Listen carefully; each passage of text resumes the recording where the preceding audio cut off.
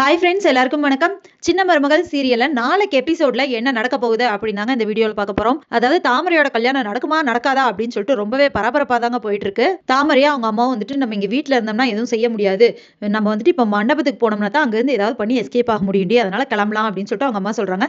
சரிம்மா அப்படின்னு சொல்லிட்டு தாமரையும் கிளம்புறாங்க. சாமியெல்லாம் கும்பிடுறாங்க. கும்பிட்டுட்டு எல்லாத்தையும் ஆசீர்வாதம் வாங்கிக்கோ அப்படின்னு சொல்லிட்டு அவங்க பாட்டி சொல்றாங்க. அப்போ ஆசீர்வாதம் வாங்கும்போது எனக்கு ரொம்ப சந்தோஷமா இருக்கு. தாமரை மட்டும் இப்படி ஒத்தையா நிக்கிறாளேன்னு யோசிச்சேன். ரொம்ப சந்தோஷம் ராஜாங்கம், நீ இப்படி ஒரு நல்ல மாப்பிளையை பார்த்து கல்யாணம் பண்ணி கொடுக்க போறோம் அப்படின்னு சொல்றாங்க. சரி கிளம்பலாம் அப்படின்னு சொல்லிட்டு எல்லாருமே கிளம்பிடுறாங்க. இப்போ எல்லாம் கிளம்பி போயிடுறாங்க. கோயில்ல அங்க வந்துட்டு இவங்க 2 பேருமே, அதாவது தாமரையும் அவங்க அம்மாவுமே உட்காந்துருக்காங்க. அப்ப அம்மா ஒரு ஃபோன் சுவிட்ச் ஆஃபா இருக்குமா, நான் என்னம்மா செய்யறது அப்படின்னு சொல்லிட்டு புலம்புறாங்க. இருடி பார்க்கலாம், மாப்பிள்ளை வந்து உன்னை கூட்டிட்டு போனாலும் போவாரு, நம்ம பொறுமையா இருக்கலாம் அப்படின்னு சொல்லி பேசிட்டு இருக்காங்க. அப்போ வந்துட்டு தமிழ்ச்செல்வி வர்றாங்க. அதுக்கு முன்னாடி ஈஸ்வரி வந்துடுறாங்க. ஏன் நீங்க 2 பேரும் டென்ஷனாவே இருக்கீங்க அப்படின்னு சொல்லிட்டு ஈஸ்வரி கேட்கறாங்க. அதெல்லாம் ஒண்ணும் இல்லையா அப்படின்னு சொல்லிட்டு தாமரை சமாளிக்கிறாங்க. அதுக்கப்புறம் தான் தமிழ்ச்செல்வி வர்றாங்க. வந்துட்டு பொண்ணை வந்து கூப்பிடுறாங்க. முகூர்த்த புடவை கொடுக்கறது கூப்பிடுறாங்க. நீ வா அப்படின்னு சொல்லி கூப்பிடுறாங்க.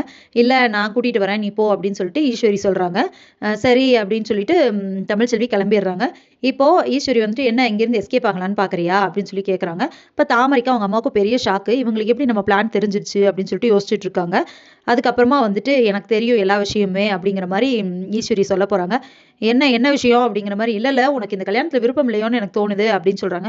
அப்படியெல்லாம் ஒன்றும் இல்லை அப்படின்னு சொல்லிட்டு தாமரை சொல்றாங்க. அப்படின்னா வா போயிட்டு கூப்பிடுறாங்களே, பொண்ணை கூப்பிடுறாங்களே முகூர்த்த புடவை கொடுக்கறதுக்கு, போய் வாங்க வேண்டாமா அப்படின்னு சொல்லி கூப்பிடுறாங்க. ஏதோ வரேன் அப்படின்னு சொல்லிட்டு தாமரையும் வந்துட்டு ஈஸ்வரி கூட போறாங்க. அங்க போயிட்டு மணமேடையில மாப்பிள்ளை உட்காந்துருக்காரு. அங்க புடவை கொடுக்குறாங்க.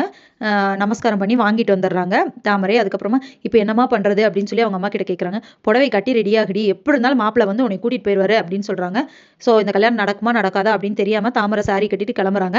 அதுக்கப்புறமா வந்துட்டு மணமேடைக்கு போனதுக்கு அப்புறமா ஒருவேளை காமேஷ் பிச்சை வந்துட்டு நம்மளை கூப்பிட்டு போயிடுவாரா, இல்லை இவர் கூட கல்யாணம் நடக்குமா, ஒருவேளை இவர் கூட கல்யாணம் நடக்குதுன்னா நம்ம உண்மையை சொல்லி கல்யாணத்தை நிறுத்திடலாமா அப்படின்னு சொல்லி தாமரை யோசிச்சுட்டு இருக்காங்க. ஸோ இதுக்கப்புறம் என்ன நடக்க போகுது அப்படிங்கிறத இனி வர்ற வீடியோவில் ஒன்றா பார்க்கலாம் ஃப்ரெண்ட்ஸ். அது வரைக்கும் வெயிட் பண்ணுங்க. நன்றி, வணக்கம்.